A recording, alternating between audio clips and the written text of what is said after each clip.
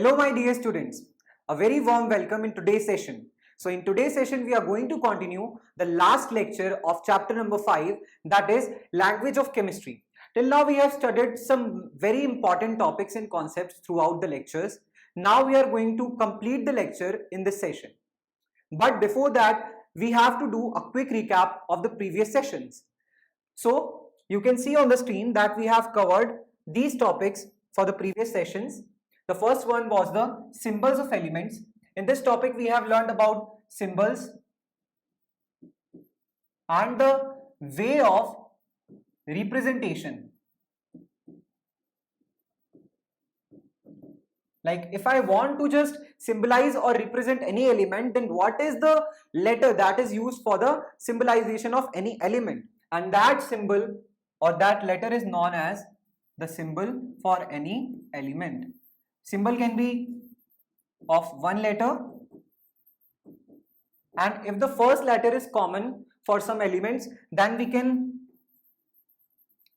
use double letter symbols, as well as for some elements the symbol is derived from their Latin names. So this is what we have studied in the symbols of elements. The next topic was valency.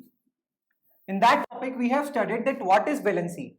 Whenever any atom just donates or gains any electron, the number of electrons that is donated or accepted by any atom of the element is known as the valency of that particular element. So if I say that I have an element sodium and I know the atomic number is 11, so electronic configuration becomes 2, 8, 1, which means that it will want to complete its octet, and that's why it will donate its last shell electron to form a positive ion, that is Na positive. And the donation of electron, the number of electron that is donated by any atom is known as its valency. Exactly. So I can say that valency of sodium is 1. Okay. The next topic was elements with variable valencies. Now there were some elements which have variable valencies as well. So we have studied about those as also. Like if I say if any element has variable valency, so how do I represent that? Just you have to write the name of element and the particular valency as the Roman numeral in the bracket. So if I say that I want to write the valency of copper, so how do I write that? Copper and in the brackets 2. So this is one of the valency of copper. This is the way of representation of variable valency when some element have variable valencies in them. The next topic that we have studied was ions. What are ions? Ions are the charged particle, or we can just simply write that when any atom loses or gains electrons, it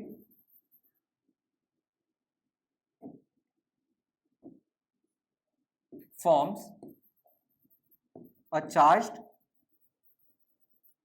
particle,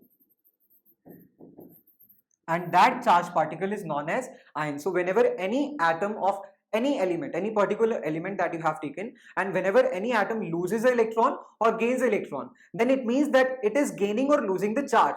Exactly. So that's why it just change itself into a charged particle, and that charged particle is known as ion. The next one is cations and anions. These are the types of ions. We know that positively charged ion are known as cation, and the negatively charged ion are known as anion. I hope you understood the point. The next one is monoatomic and polyatomic ions. Okay, the first thing that we have to consider that when we want to classify ions on the basis of the nature of charge, when we are classifying ions on the basis of nature of charge, then what is the classification? Cation and anion. Okay, but when we try to just classify ions on the basis of the number of atoms present in that particular ion. Then there are other two types, that is monoatomic and polyatomic. So when we are trying to classify ion on the basis of number of atoms, so we have two types, that is monoatomic and polyatomic.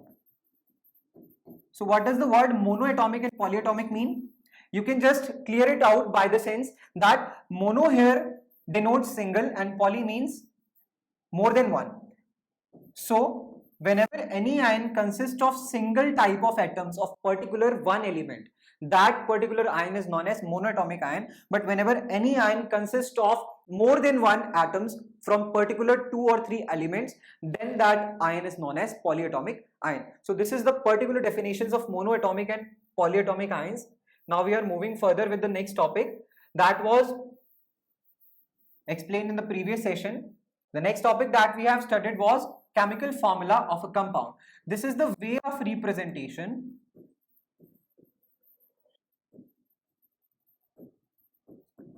which just tells us the composition of particular compound. Exactly, you have heard it right, that when we want to know the composition of particular compound, then we have to just form the chemical formula of that particular compound. Let's have an example. If I say I have a compound sodium nitrate, NaNO3. So when I ask you, you have the chemical formula of sodium nitrate. So this chemical formula will depict what?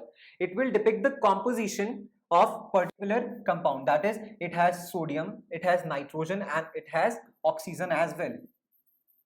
So that's why we can say that through the help of chemical formula we can just know the composition of particular compounds. The next topic is rules for writing chemical formula. We have also studied the rules for writing chemical formulas of the compounds. If we have a compound like sodium chloride, you know that it's the common salt, and if I want to write the chemical formula of this particular compound, then what I have to do? I have to just know the composition. Firstly, if you are not known with the composition, you can't write the formula. Okay, so what's the composition of this substance? Sodium and chlorine. And now what I have to do? Firstly, I have to write the symbol, and under that I have to write the charge in case of ion and valency in case of atom. Exactly. So if I want to write the symbol, then what is the symbol of sodium? Na, and the symbol of chlorine is Cl.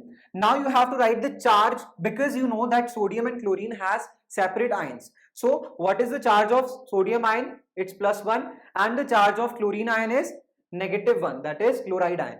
Okay. Now what you have to do? You have to just interchange the charges with each other, then you will get the final answer or the final formula. Then final formula becomes Na1Cl1, and you know that we don't write 1 in the final formula.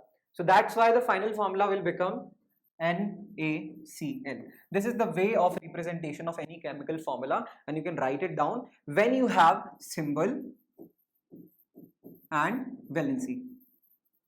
These all topics are taught in the previous sessions. You can just watch that again. The next one is significance of chemical formula. So what is the significance of chemical formula? The first thing is that we can know the composition of that particular compound if we have the chemical formula, and we can also tell that which kind of atom, like atom of element, we can also elaborate that which element is used for the formation of that compound. We can also illustrate that how many atoms of particular atom elements, how many atoms of particular element is used in that particular compound. So this is the significance of chemical formula. The last one, that is chemical equation, was the representation, the symbolic representation of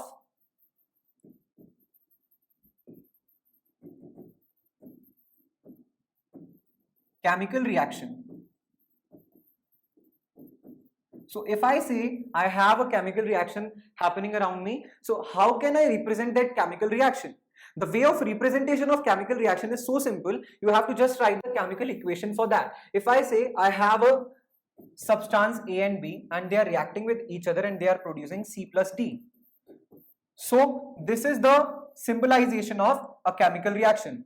But when you want to tell that what is this and what is this, on the left hand side, what is this substance and what is this substance? So the substance that are just combining with each other or just reacting with each other during the chemical reaction, those substances are known as reactants, which always are on left hand side.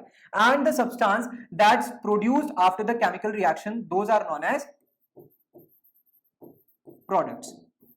So this is what is the definition for reactants and products as well.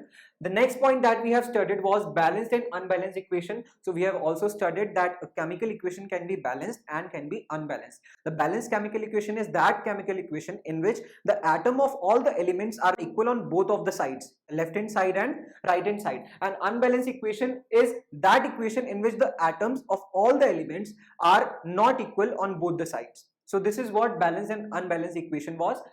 Now the last point was balancing and unbalancing. Balancing an unbalanced chemical equation. Let's just say you have an unbalanced chemical equation. So we have learned also that how we can balance that unbalanced chemical equation. In today's session, we are going to do more examples of that. So this was what we have learned in the previous sessions. Now we are moving with the first topic of this class, that is the need for balancing chemical equation. I have already told you that how can you balance the chemical equation, but what is the need to balance any chemical equation? What is the importance to balance any chemical equation? So in a chemical reaction, no atoms are gained and none are lost. Whenever any chemical reaction is happening, I have already told you that there is no atom is lost and no atom is gained. They are just rearranged in some manner. Okay, so this is according to the law of conservation of mass. We have studied that law of conservation of mass states that mass can neither be created nor be destroyed during a chemical reaction. So that's why we can say that whenever we are talking about mass, so mass consists of atoms, exactly. So atom will be not lost or gained. They will be arranged or rearranged during the chemical reaction. That's what law of conservation of mass says. That states that mass is neither created nor destroyed during a chemical reaction. Therefore, balancing a chemical equation is done to show that matter is conserved. So whenever we are just balancing any chemical reaction, so it means that we are just doing that because we want to show that matter is conserved always. Okay, hence in a chemical reaction, the total mass of the reactants is equal to the total mass of products. Whenever we are saying that mass is conserved, what does it mean? It means that the mass of reactants before the reaction is equal to mass of products. That's why we can say that mass is conserved. Otherwise, there is no reason of conserving of mass. That's why the reason behind this is that the total mass of reactants is equal to mass of products before and after the reaction. Okay, next you can say that in another words, the number of atoms of each element remains the same. What does it mean? That when you are balancing any chemical equation, it means that you are balancing the atoms, number of atoms. Obviously, when you are balancing the atoms during the chemical reaction, it means that number of atoms of the reactants will be equal to number of atoms of the product. So that's what is happening here before and after the chemical reaction. The atoms are only rearranged to give new products. I have already explained that atoms are only rearranged in some manner to give new products. That is what happens in any chemical reaction always during a chemical reaction. Now we are going to move with the next topic that is on your screen, that what does a balanced chemical equation tell us? Okay, now we have balanced the equation, we have done the balancing of any unbalanced equation. Now what is that balanced equation telling us? What is the significance of that balanced equation? So the first point you can see on your screen is, it tells us the number of molecules. Please consider it as an important point, that it tells us the number of molecules of each of the reactants and products taking part in the reaction. It always tells us the number of molecules of reactants as well as products that is happening or that is reacting during the chemical reaction. Okay, it tells us the number of atoms of each element of the reactants and the products of taking part in the reaction. So it also tells us the number of atoms of the reactants and products, a balanced chemical equation. Okay, the third point is it enables us to calculate the mass of reactants and products involved in the reaction. When I am talking about an unbalanced equation, if I am talking about unbalanced equation, so can it be possible to say that mass of reactants will be equal to mass of products? Is it possible? No, because we know that the number of atoms on the left hand side will be not equal to number of atoms on the right hand side in an unbalanced equation. So always a balanced equation, what a balanced equation shows us, it enables us to calculate the mass. How can we calculate the mass? We can just calculate the mass when the atoms on the left hand side is equal to the right hand side. That is what a balanced equation importance. Okay, now we are going to move with the next topic that is given on your screen, that the further points for the significance of balanced equation. It shows that the mass of the reactants is equal to the mass of products. It is already elaborated. For example, there is an equation on your screen, CaCO3. What does it tell? Firstly, you have to write the name of the compound, calcium carbonate.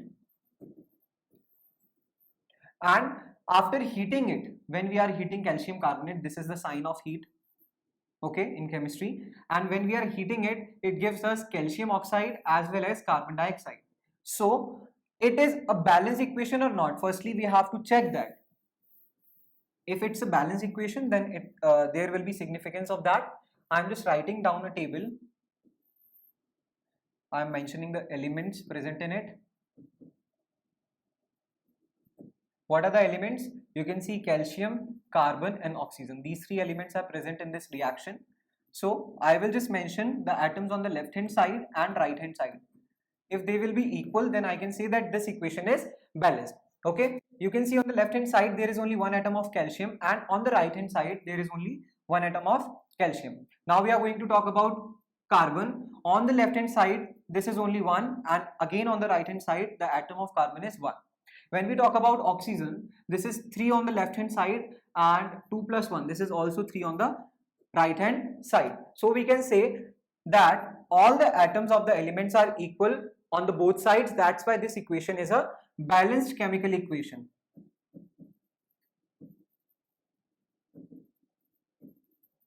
And if this is a balanced chemical equation, then what will it signify? One molecule of calcium carbonate. It is signifying one molecule of calcium carbonate, which on heating gives one molecule of calcium oxide and one molecule of carbon dioxide. You can see when we are heating calcium carbonate, we will get calcium oxides one molecule and carbon dioxide one molecule. The next point, what it's saying, that mass of CaCO3 is equals to mass of CaO and mass of CO2. What does it mean? That the mass of CaCO3 is always equals to the mass of CaO plus mass of CO2, that is carbon dioxide. How can you say that? This is always stated whenever we have a balanced equation, that mass of reactants is always equal to mass of products. That's why you can write here, because it's a balanced chemical equation, that's why it can be written that mass of calcium carbonate is equals to mass of calcium oxide and mass of carbon dioxide. But why? Because in a balanced equation the mass of reactants is always equals to mass of products according to the law of conservation of mass. Okay, this was the point about this equation. Now we are going to move ahead. We have more examples for balancing the chemical equation. The first example is on your screen, that reaction of hydrogen with oxygen to form water. What happens when hydrogen reacts with oxygen? We know it will form water. So firstly step is what? That you have to write the chemical equation in word equation. You have already studied about this in the previous session. For writing a balanced equation or for writing an equation, you have to just write the equation in word form. So I have written it in the word form, that hydrogen plus oxygen gives water. This is what stated over here, that when hydrogen reacts with oxygen it forms water. So you have to write hydrogen plus oxygen gives water. Then in step second, you have to mention this word equation into skeletal chemical equation, okay, which means symbolization. That is H2 plus O2 gives H2O, because we know that hydrogen is a diatomic gas and oxygen is also a diatomic gas. That's why you have to just represent their molecules as H2 and O2, and the final water is represented as H2O. So this is an equation of the word equation from the first step. Now you can see here this equation is unbalanced. We are going further with it. Okay, so what we have to do? Step number 3 states that what you have to do, list the number of atoms. You have to just list the number of atoms present on both the sides. Different elements present on both sides, the unbalanced equation. In that equation, what you have studied before, that H2 plus O2 gives H2O. You have to just mention the number of atoms on this side and number of atoms on this side of particular elements. There are 2 atoms of hydrogen. You can see there are 2 atoms of hydrogen and 2 atoms of oxygen on the left hand side, but on the right hand side you can see there are 2 atoms of hydrogen but only 1 atom of oxygen. What does it mean? It means that this chemical equation is not balanced. Here is a table which is just giving you an idea about unbalanced chemical equation. This is not equal to the number of oxygen atoms on the right hand side. That's why it's an unbalanced equation. Now what you have to do to balance the equation, you have to just balance oxygen atoms on the right hand side. It is written over here that to balance the oxygen atoms you need to increase the number of oxygen atoms on the RHS. Now multiply H2O on the RHS by 2. But why? Because you know that there are 2 atoms of oxygen on left hand side, and when we are talking about RHS, that is right hand side, there are only 1 atom of oxygen in H2O molecule. So what will you do? You will just multiply 2 with the H2O molecule and the equation becomes H2 plus O2 gives twice H2O. This balances the oxygen atoms. What happens that after multiplying 2, you can see that oxygen atoms are balanced. But as you can see, hydrogen is also attached with it, but oxygen is combined with hydrogen. So what will happen? Hydrogen's atom will also increase. Before multiplying, hydrogen's atom were only 2 on RHS. But after multiplying with 2, you can see here that hydrogen atoms becomes 4. And on the left hand side, you can see there are only 2 atoms of hydrogen. So what you have to do? You have to multiply with 2 over here also. Okay, so you can see on the screen that so on multiplying by 2, the number of hydrogen atom also increases. So now what you have to do to balance the hydrogen atoms? I have already told you that recheck if hydrogen needs to be balanced again. Obviously it is to be balanced again. There are 2 hydrogen atoms on the reactant side and 4 hydrogen atoms on the product side. To balance the hydrogen atoms, multiply hydrogen atoms on the reactant side by 2. And when we multiply this with 2, the final equations become 2H2 plus O2 gives twice H2O. Here you can see that all the atoms of the element are balanced. Now we are going to make a table about this. In the step number 4, you have to check if the equation is balanced correctly or not. Finally, to check if the equation is balanced, count the number of atoms of each element on both sides of the equation. This was the balanced equation. But if you want to check, you can just draw a table like this and you have to mention the elements and the number of atoms present on LHS and then on RHS. You can see the number of hydrogen atoms on LHS equals to RHS and number of oxygen atoms on LHS equals to RHS. So that's why this equation becomes balanced. The number of atoms of each element on both sides of the above equation is equal. Hence, the equation is a balanced chemical equation. So that's why it becomes a balanced chemical equation. This was the example 1. Now we are moving further with example number 2 of this problem. That is, hydrogen gas combines with chlorine gas to give hydrogen chloride gas.